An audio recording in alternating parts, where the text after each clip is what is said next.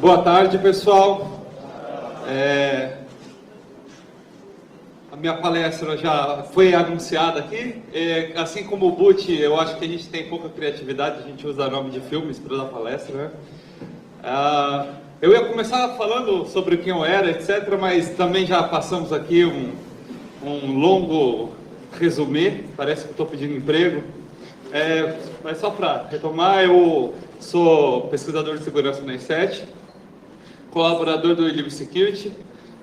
O We Live Security é um blog de segurança internacional que atualmente existe em inglês, em espanhol e alemão, e daqui a algumas semanas a gente vai lançar ele em português também. Já falou sobre a minha formação e recentemente eu comecei também a participar de CTF, sou da equipe do Fireshelf, que acabei de saber que a gente está em primeiro lugar, yes. E eu me sinto assim às vezes, né?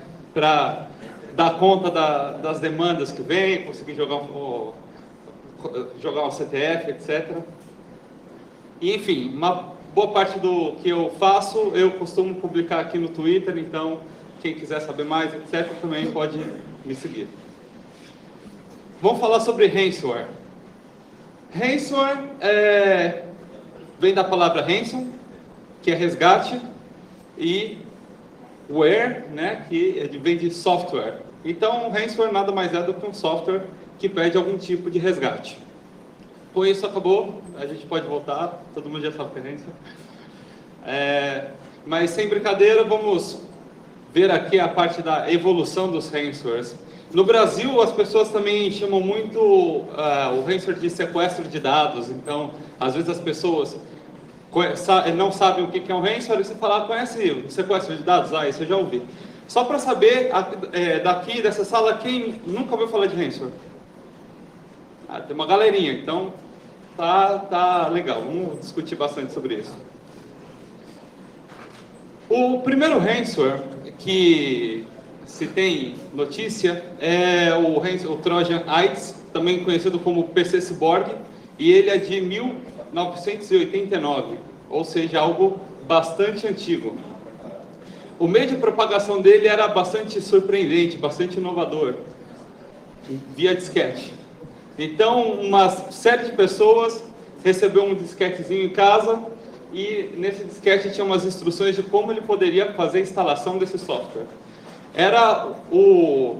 O que ele recebia uma revistinha também e falava que esse software era para fazer uma pesquisa a respeito de AIDS, por isso que tem esse Trojan, ele foi denominado de AIDS. Só que depois de 90 vezes que a máquina era rebootada, esse ransomware ele ficava escondido no computador, aí ele era ativado e ele criptografava o nome dos arquivos e escondia eles na partição e o sistema não conseguia mais botar. Quando a pessoa ligava o computador, ao invés dela ter a telinha lá do DOS, ela tinha essa mensagem aqui com uma conta lá no Panamá que ela deveria mandar um pagamento para lá, dizendo que teve violação de licença e etc. E por esse motivo, ela deve fazer esse pagamento. Enfim, não sei nem como se faz esse pagamento, já é algo bastante antigo, mas é o primeiro caso de ransomware que a gente tem, pelo menos é o que se conhece por aí. Indo mais adiante no tempo, agora já em 2005, a gente vai chegar no primeiro caso de ransomware, que é um pouco mais parecido com o que a gente vê hoje em dia. Esse ransomware ele se chamava GP Coder, e o que ele fazia? Ele encriptava os arquivos e deixava lá um e-mail para contato. A pessoa que entrava em contato com esse e-mail ia receber a instrução de como fazer esse pagamento. Ou seja, está sequestrando os dados e dando algum meio para que a pessoa faça o pagamento do resgate e ele conseguir liberar esses arquivos. Como que era essa encriptação, né? Se a gente vê um exemplo de arquivo que foi encriptado com o GPCoder, tem aqui um TXT e a gente vê que tem o nome GPCoder no início, depois vem esse número aqui estranho e o resto tudo embaralhado. Mas o que esse malware fazia era simplesmente pegar esse número que estava aqui, 32, e para cada byte ele somava 32. Algo bem simples, bem fraco, bem fácil de você conseguir reverter, mas mesmo assim ele foi inovador para a época. E se você quiser, aí ele falava, né, que foi codificado com RSA, e nada a ver, né? Ele foi codificado, só somou 32 em cada byte.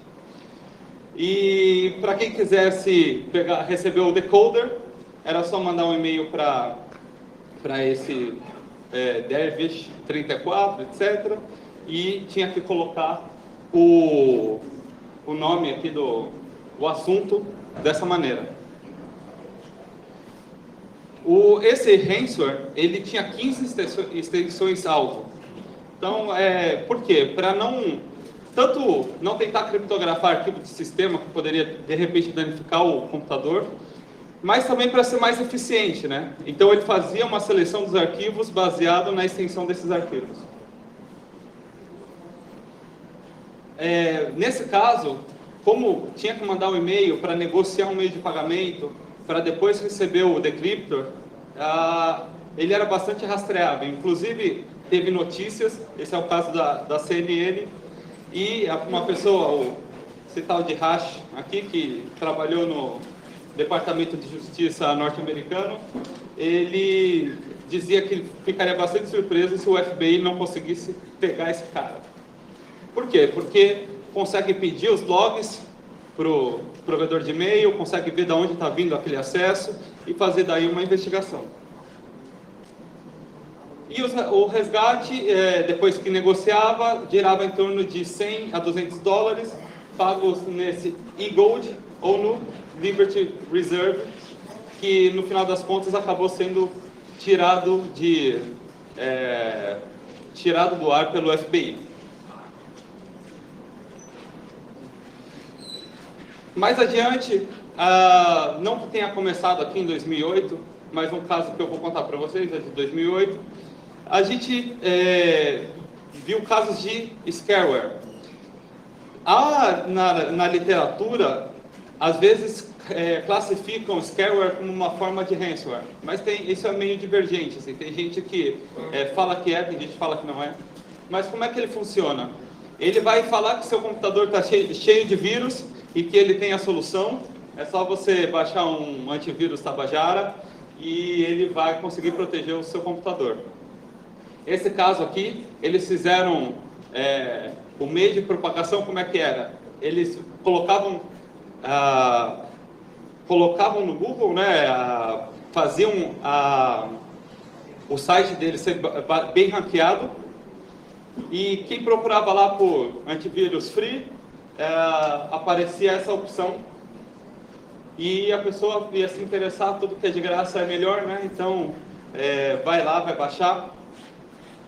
Depois que baixava e executava, antivírus XP 2008, se eu estou conseguindo ler bem aqui, ele falava que o computador estava altamente infectado, com 310 vírus, e que a pessoa, para poder limpar, ela teria que fazer o quê?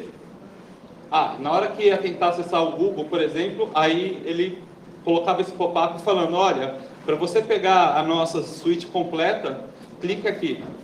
Quando clicava lá, a pessoa tinha essa opção de comprar um antivírus, digamos, mais avançado, que na verdade não funcionava que nenhum antivírus, e era só ela pagar uma certa quantia aqui com cartão de crédito, por exemplo. Chegamos em 2012 com um ransomware que, assim, digamos, mudou um pouco o rumo da história aí na questão de ransomware. Ele se chamava Rebeton, também foi conhecido como ransomware da polícia. Por quê? Porque ele bloqueava a tela do computador. O ransomware, existe o tipo de ransomware que ele é o bloqueador. A pessoa tem essa mensagem na tela dela e ela não consegue fechar aquele programa. Por exemplo, o Rebeton, ele disparava 2 processos. Um processo era esse aqui, que tinha toda essa mensagem, tinha a parte do meio de pagamento, e se a pessoa colocasse o código aqui para poder fazer o pagamento, esse processo ele ficava monitorando o arquivo onde ia ser escrito essa informação e mandava para o centro, pro comando e controle desse ransomware. Mas há também o tipo de ransomware, que nem a gente já viu, que ele encripta os dados e aí ele te cobra para poder te dar a chave para poder descriptografar esses dados. Nesse caso, era esse bloqueador. E a temática que ele utilizava era justamente pirataria ou pornografia infantil também. Ele já começou a adicionar algumas outras características. Ele era interativo. Ele mostrava o seu IP, aqui, localização, etc. E ele também, se tivesse uma webcam conectada, ele tirava uma foto. Então, se eles dessem sorte, ia estar lá sua carinha bem bonitinha, com essa mensagem do FBI, e isso podia ser assim, bastante assustador, né? Imagina, vem uma mensagem, sei lá, da Polícia Federal, não foi o caso aqui no Brasil, mas digamos que tivesse uma versão para o Brasil, também estaria lá, Polícia Federal, você tem conteúdo pirata na sua máquina. Eu acredito que muita gente ia ficar bastante preocupada. E ainda mais se fosse questão de pornografia infantil. Então, isso pode dar cadeia, etc. Oi? É complicado isso aí. Esse ransomware, ele era geoadaptativo. Dependendo de onde a pessoa estava se conectando, ele modificava qual que era a mensagem. Então, a pessoa se conectou da França, veio da França. Se conectou da Itália, vem da Itália. De outros países, da Argentina, vinha da Argentina. Dos Estados Unidos, veio o FBI. Isso também ajudava a ter uma taxa de conversão maior. Ele funcionava por drive-by download, através de exploit kit. Então, a pessoa estava lá navegando na internet, de repente ela acessava um site que era malicioso, era redirecionada para algum servidor, que fazia um levantamento de informações sobre o que estava instalado na máquina da vítima, etc. E procurava falhas, vulnerabilidades que pudessem ser exploradas e já, sem interagir com a pessoa, conseguia fazer com que esse ransomware executasse na máquina da vítima. Teve tanto alarde, teve tanto sucesso, que o FBI ele lançou um alerta a respeito desse ransomware em agosto de 2012. Ou seja, não foi qualquer coisa. O pagamento ele era em cartão pré-pago. No caso aqui é MoneyPack, nunca usei, mas é algum tipo de pagamento pré-pago que a pessoa ia lá fazer o cartão e depois dava o número do cartão para o pessoal que estava operando esse ransomware. E há relatos no Krebs on Security falando que, claro, que eles conseguiram até $54 mil em um só dia de operação. Ou seja, é bastante dinheiro. É muito mais que eu ganho. Algumas pessoas podem falar, mas quem ia cair nisso, né? Só uma pessoa bem besta poderia cair nisso. Eu até posso concordar. Teve um caso bastante engraçado lá nos Estados Unidos. Desse cidadão aqui. Esse tal de Jay Riley. Ele ficou tão assustado com esse lance de pornografia infantil que ele foi se entregar para a polícia. Então ele chegou na polícia e falou, olha, eu recebi essa notificação de vocês, eu tenho um conteúdo, eu quero me entregar. Só que na verdade, aquela mensagem não era do FBI. Essa é a definição que há males que vem para bem, né? Então no caso, ó, ele recebeu um mega chute aqui, ficou desnorteado. E aí a gente chega na era do Bitcoin. O Bitcoin foi criado em 2008 e foi ganhando alguma notoriedade, etc. E só foi em 2013 que ele passou a fazer parte desse mundo, que ele encontrou o mundo do ransomware. E quando isso aconteceu, isso aqui deu grandes poderes para os cybercriminosos. Power Unlimited. O primeiro caso foi CryptoLocker. Ele encriptava, ele já tinha um outro nível de maturidade, de desenvolvimento. Não era mais aquela simples adição de 32 em cada byte, etc. Ele já utilizava certinho AES 256 e RSA 2048. Como que ele utilizava isso? Para cada arquivo, ele gerava uma chave AES e ele... Só isso aqui, ó.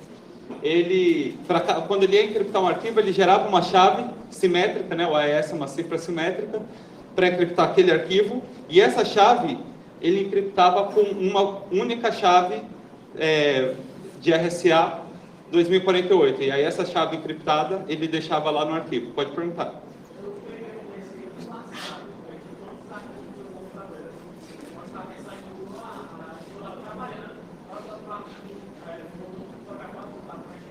Aham. Aí eu perguntei uma tela de trabalho, apareceu essa janela aí.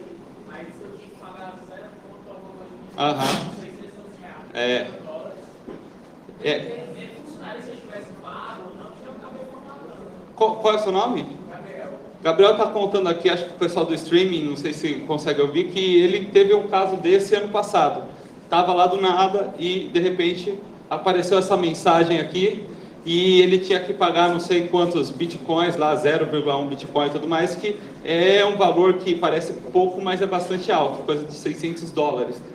Ele está perguntando se pagasse, realmente eles iriam devolver os dados. Acontece casos que digamos, só apenas sabotagem, que eles pedem esse pagamento e não tem essa chave associada, mas uma maneira que o pessoal, o cybercrime encontrou para, digamos, lidar com essa sua incerteza, eles geralmente te deixam descriptografar até 3 arquivos pequenos. Então, só para te provar que eles conseguem descriptografar. E aí, quando você faz o pagamento, você tem que torcer para que eles te mandem o decryptor, porque não tem PROCON nesse caso, né? Então não tem para quem reclamar. Aqui já não são mais 15 extensões, já passou para 72 extensões. A gente já vê que está tendo um amadurecimento, né, dos ransomwares. Quais foram os meios de propagação? Spam, manda por e-mail, a pessoa recebia, clicava e se der certo deu, se não der certo um monte de gente recebe, uma pequena fração vai acabar sendo infectada.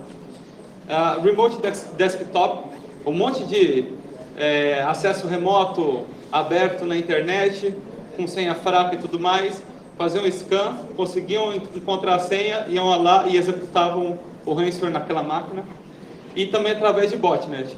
Então utilizava já digamos, a malha instalada da botnet, simplesmente para distribuir o ransomware e fazer ele executar nessas máquinas.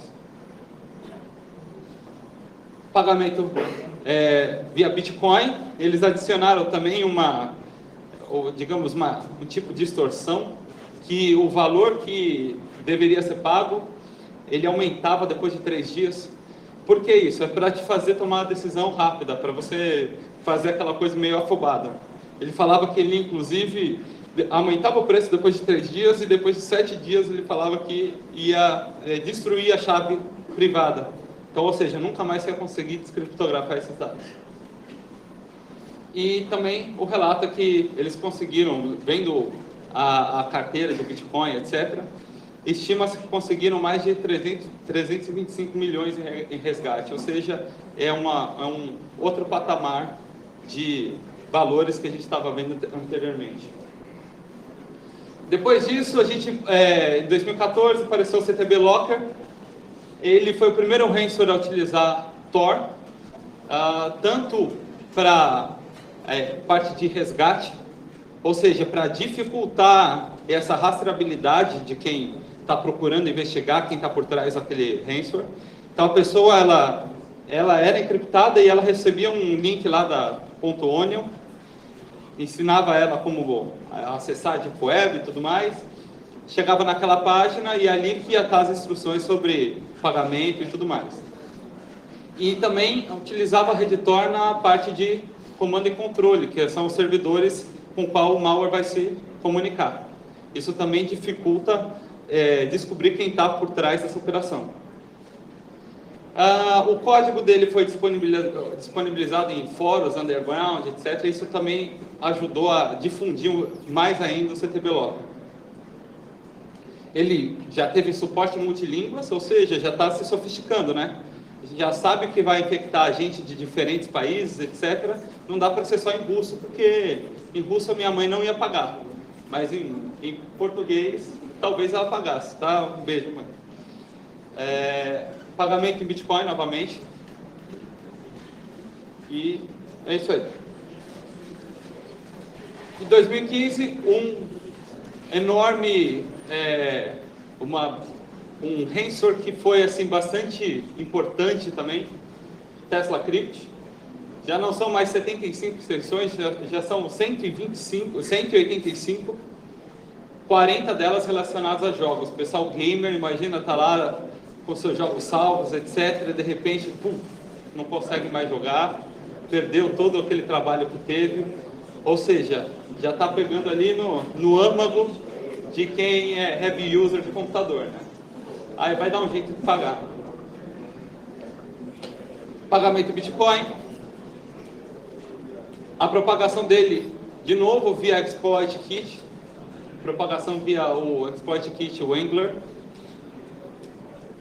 E nesse caso, também é uma história interessante. Teve um decryptor que foi divulgado.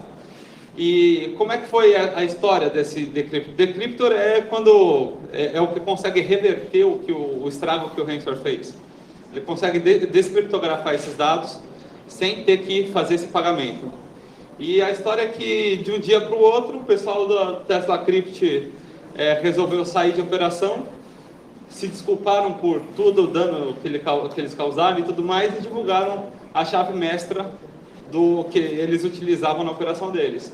E com isso foi possível que as empresas elas fizessem esses decryptos e deixassem disponíveis publicamente.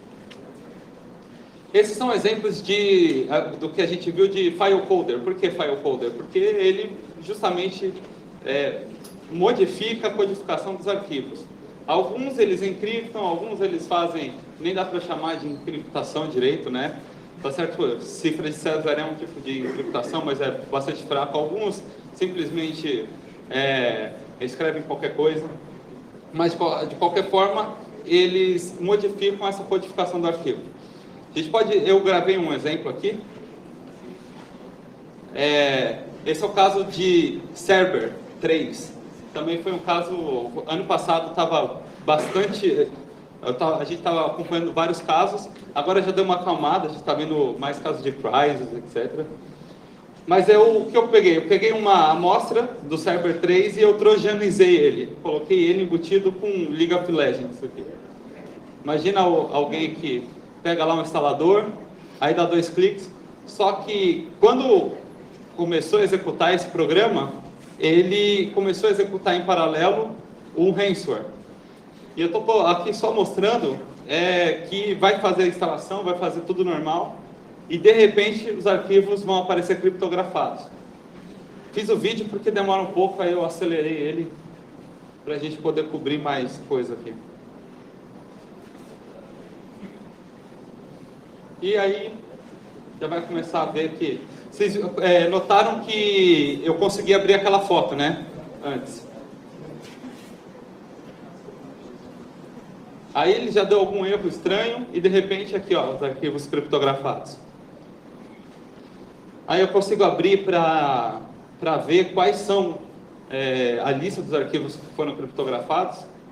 Deu um probleminha aqui na primeira vez, mas a gente tenta de novo. O brasileiro não desiste nunca. E vê que simplesmente está criptografado.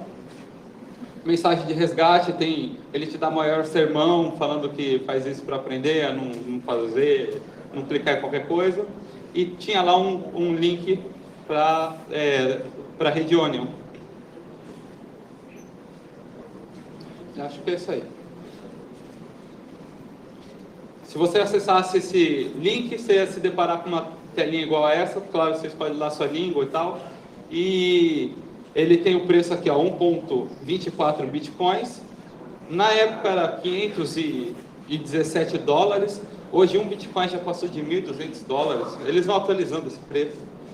É algo que nem bolsa de valores, né? E depois de 7 dias, olha o preço aumentando aqui, ó, ele dobra o preço. E tem um cronômetro regressivo para te deixar mais angustiado, para você tomar aquela decisão, falar, quer saber, eu vou pagar, deixa eu ver o que eu posso pagar. Bom, eu tô nem aí, eu não uso Windows mesmo, então isso que você está falando, enfim, whatever. É aí que você se engana. Existem ransomwares que não são para Windows também. A gente vai ver, por exemplo, existe ransomware para Android, ransomware para Linux, ransomware para Mac. O primeiro caso deles aqui que eu quero mostrar para vocês, chamado de Simple Locker. O primeiro ransomware de Android é encriptar arquivos. Então ele funciona que nem a gente viu agora. Um ransomware que encriptava arquivo em Linux, tem um ransomware que está encriptando arquivo em Android também. Encriptação AES 256, apenas 13 extensões alvo, e ele funciona dessa maneira aqui. Depois que ele termina de encriptar, ele vai mostrar para você a telinha, vai te mostrar de novo o MoneyPack e para você poder fazer o pagamento. E o bom é que também tem Decryptor para algumas versões, e a gente vê que se repete, né? Então, o método que foi desenvolvido, que veio sendo desenvolvido para Windows, foi utilizado para Android, e a resposta também é parecida. Caso de Linux, primeiro caso que teve para Linux, 2015. Encriptação já uma encriptação com modo de operação, AES, CBC 128, RSA para encriptar essa chave simétrica 2048, 48 extensões alvo, pagamento Bitcoin, e o meio de propagação aí já foi diferente do que a gente já viu. A gente já viu exploit kit, a gente já viu por e-mail. Eu não contei para vocês, por exemplo, o caso do Cerber 3. Ano passado, por volta de agosto, o meio de propagação era através tem uma ferramenta de acesso remoto chamado ARM, que de alguma maneira embutiu esse Cerber 3 na distribuição oficial. O pessoal baixava, o pessoal já estava acostumado a ter novos releases e fazer update. De repente o pessoal foi lá fazer o update na máquina do ARM e acabou rodando o Cerber 3, que nem a gente viu aqui, trojanizado. E nesse caso, a exploração através do CMS e o Magento. Saiu uma vulnerabilidade e o pessoal externamente conseguia explorar essa vulnerabilidade e fazer rodar o ransomware nesses servidores. E aqui, para variar, mensagem de resgate, né? E esse ransomware que foi feito para Linux, o pessoal adaptou ele para OS X, chamado do Key Ranger. Primeiro ransomware funcional para OS X. A encriptação parecida com o caso anterior. E a propagação dele, de novo, um outro meio de propagação, né?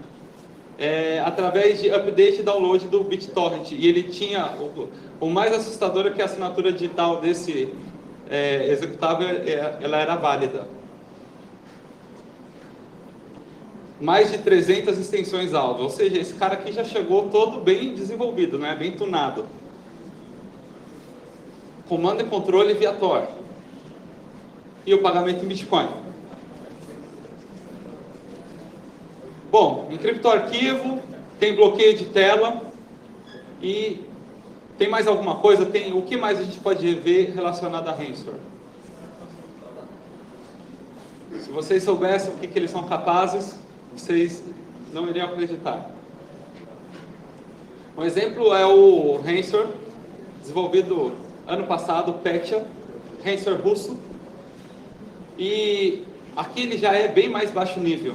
Ao invés dele modificar arquivo, ao invés dele bloquear, ter um processo que vai ficar bloqueando outros de serem lançados, etc.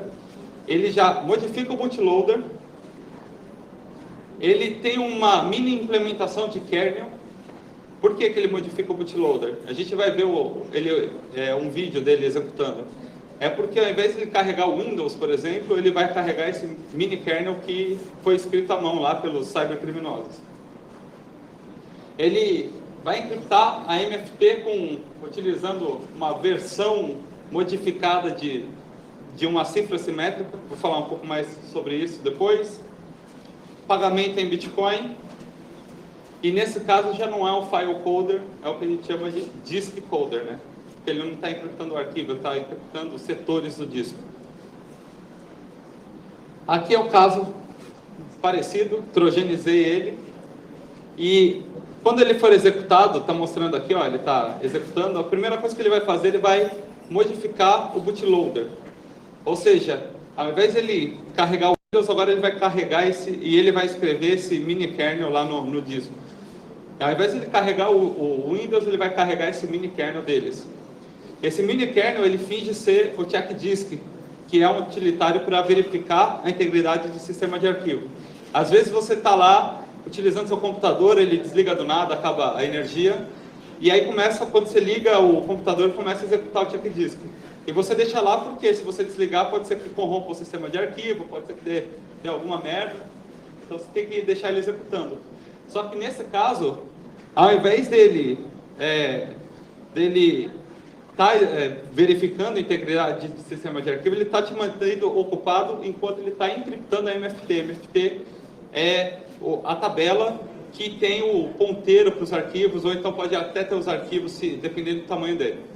Ou seja, entre aspas, está encriptando coisas do seu sistema relacionado aos seus arquivos. Você não vai mais conseguir encontrar os seus arquivos no sistema. Isso leva um tempo. Quando ele termina, ele vai restartar e, ao invés de ele carregar o Windows, por exemplo, ele vai mostrar essa caveira aqui piscando. E aqui, depois você aperta qualquer tecla, ele vem para essa tela em que ele vai ensinar você como baixar o Tor, como acessar lá de web e até o link que eles colocam aqui. E você lá vai ser ensinado como fazer uma carteira de Bitcoin e tudo passo a passo para que você realmente pague e consiga essa chave aqui. Você tendo a chave correta, você consegue descriptografar a sua MFT. Duas coisas. Primeira delas, eu falei para vocês que a cifra que ele estava utilizando é Salsa 10, né? No caso dessa cifra, o nome, a cifra correta, não modificada, ela é Salsa 20. Por quê? Porque cada round de encriptação, ele tem 20 rounds de encriptação. Ele vai evoluir aquela chave 20 vezes. Só que no caso, para eles ganharem maior eficiência, eles modificaram esse algoritmo e cortaram de 20 rounds para cada encriptação para 10 rounds. Pois, digamos que cai pela metade do tempo. Eles, assim, acreditaram que isso não impactaria tanto a segurança a ponto de deixar essa cifra vulnerável. Eles tiveram que fazer um código baixo nível, fazer um bootloader, real mode, 16 bits, etc. É um trabalho tanto. Só que nessa deles modificarem escreverem esses códigos na unha, fazerem modificações, o Petya, ele ficou vulnerável. Você conseguia executar ataque de força bruta para conseguir encontrar essa chave. Ou seja, é aí que funciona essa questão de por que a gente faz pesquisa com malware, por que a gente perde tempo, entre aspas, analisando esse tipo de coisa. E com isso é possível escrever um decryptor e, apesar dele ser mega assustador, você consegue reverter o estrago, o dano causado. 2017, aí esse já é bastante recente, Popcorn Time, que ele já usou uma outra ideia de modelo de negócio. Quando ele encriptava uma máquina, ele te dava uma opção de você encriptar outras duas máquinas. Se você fizesse isso, ele te dava a chave de criptografia. É multilevel, entendeu? Tipo Herbalife para ransomware. É uma coisa incrível. Ou seja, a visão de negócio dos caras. E com isso, crescer exponencialmente o número de vítimas. E por fim, mostrar para vocês que é conhecido como Ransomware as a Service, para vocês verem quão difícil. Não tem, por exemplo, Software as a Service, eles fizeram Ransomware as a Service. Olha a dificuldade de você criar um ransomware hoje em dia. Você vai lá, vai na Redditor, cria o seu login, nem precisa verificar e-mail, e simplesmente é só começar a preencher essas informações e colocar aqui, ó, create. Aí ele vai criar um ransomware para você. A única coisa é que ele vai virar parceiro, né? 30%, você recebe só 30% do resgate. 70% fica para eles, mas é vantajoso aí para quem é do mal, né? Galera perigosa que nem o boot.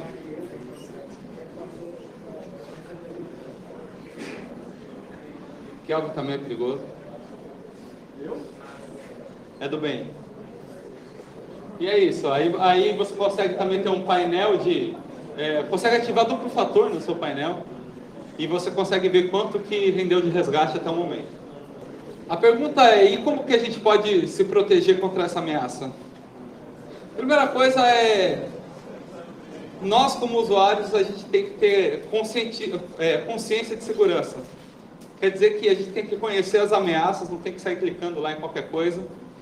Tem que saber usar com cuidado o computador, deixar sempre os aplicativos atualizados, como a gente viu. Tem o Exploit Kit, que ele explora vulnerabilidades para conseguir rodar um ransomware na máquina das pessoas.